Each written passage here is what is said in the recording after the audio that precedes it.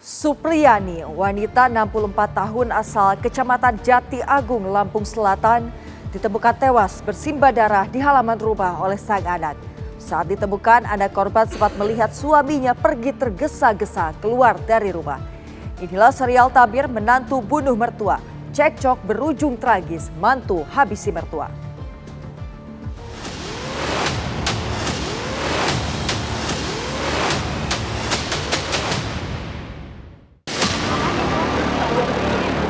Sempat masih lihat bacokan yang terakhir, habis itu sambil saya jerit-jerit juga, ya udah sambil saya jerit sambil lari, dia juga mundur lari naik motor terus pergi. Ini adalah kejadian dugaan tindak pidana penganiayaan yang menyebabkan kematian. Terduga pelaku yang merupakan menantu yang melakukan dugaan tindak pidana penganiayaan berat kepada korban yang merupakan mertuanya. Sakit hati ya karena menurut saya nggak didukung untuk rujuk.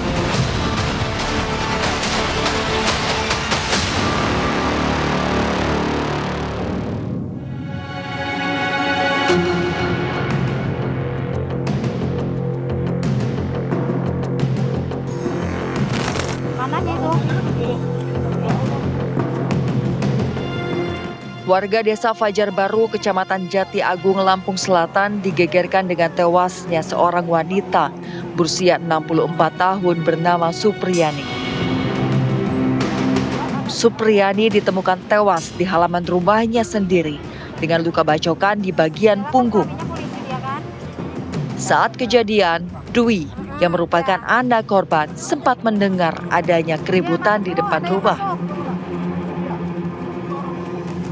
Saya ingat ibu ada di luar, cuman posisi saya nggak tahu ibu di mana, lagi nyapu. Cuman nggak tahu tadi depan, samping, belakang, teras nggak tahu. Terus mau manggil ibu dari pintu belakang karena pintu ini udah kekunci semua kan. Terus mau manggil, belum sempat manggil udah kedengaran suara tolong ibu. Jadi saya larinya dari pintu belakang.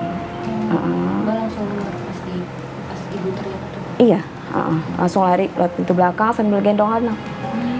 Jadi sempat melihatnya dari arah belakang gitu. Sempat masih lihat bacokan yang terakhir, habis itu sambil saya jerit-jerit juga, ya udah sambil saya jerit sambil lari, dia juga mundur lari naik motor terus pergi.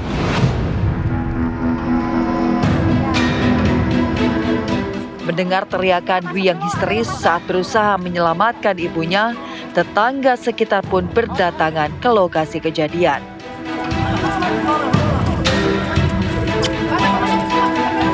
Salah satu tetangga yang pertama kali mengetahui peristiwa tersebut adalah Siti, tetangga yang sehari-harinya cukup dekat dengan korban.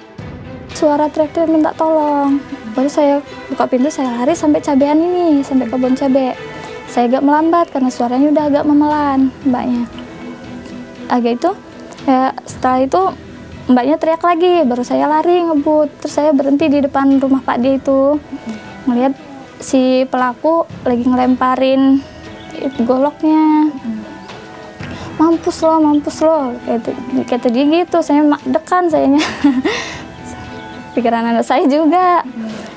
Terus tuh Mas Yoganya keluar, kata saya, Mas tolong kejar itu, abis bacok eyang.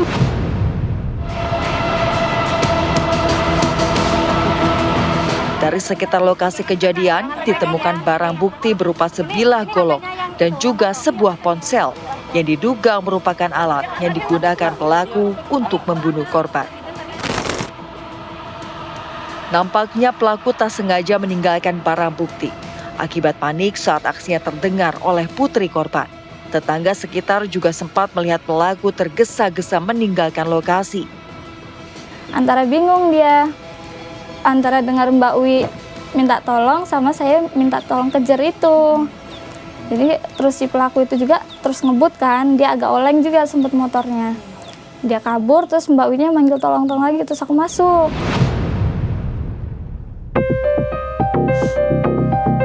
Sebagai tetangga, Siti pun ikut berduka dengan kepergian Supriyani. Lantaran Siti sendiri begitu dekat dengan korban. Menurut Siti, korban adalah orang yang ramah dan sering berbaur dengan tetangga. Bahkan sesaat sebelum kejadian, korban sempat berkunjung ke rumah Siti. Kaget, kita nangis semua. Ya, karena emang dekat kan orangnya, supel banget loh Mbak. Baik, benar kemana-mana baik. Merasa kehilangan. Iya.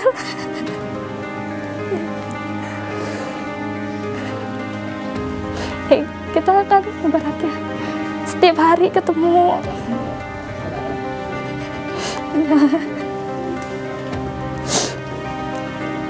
Suka bantu Siapa? Iya ngebantu ngomong anaknya Mbak Wi kan. Itu kan kalau kesini bawa anaknya, bawa bayi itu kan, ngajak jalan ke depan, dia ngobrol. Kalau nggak di sini duduk di belakang dia jalan. Iya. Kehilangan kita ya.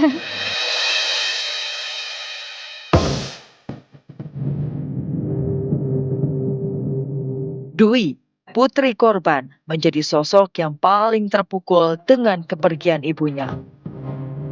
Selama ini Supriyani adalah sosok ibu yang selalu melindunginya meskipun ia sudah berumah tangga. Kepergian Supriyani meninggalkan kesedihan mendalam, tak hanya bagi keluarga namun juga untuk orang sekitarnya. Dekat banget lah. Semua dibantu istilahnya. Dari saya dulu. Ya, pokoknya mah luar biasa lah. selama Mbak di sini. Sampai di sini ya selalu ngingetin kalau berangkat dinas malam jangan malam-malam pokoknya saya kan berangkat dinas jam 9 malam, operasi jam malam-malam. Dia selalu ngingetin gitulah, hati-hati. Udah anak mah ibu aja yang ngurusin, maksudnya udah nggak usah mikirin rumah, kalau kerja aja gitu kan. Ya akhir-akhir ini juga ibu juga sempet takut kan jadinya kalau mau berangkat kerja. Ya jadi was-was dia kalau saya berangkat kerja karena memang kan takutnya ya ketemu sama dia itu gitu kan.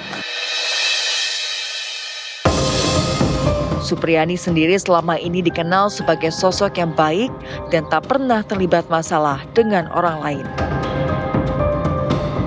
Lantas, siapakah pelaku yang tega menghabisi nyawanya dan apa yang menjadi motif di balik peristiwa ini?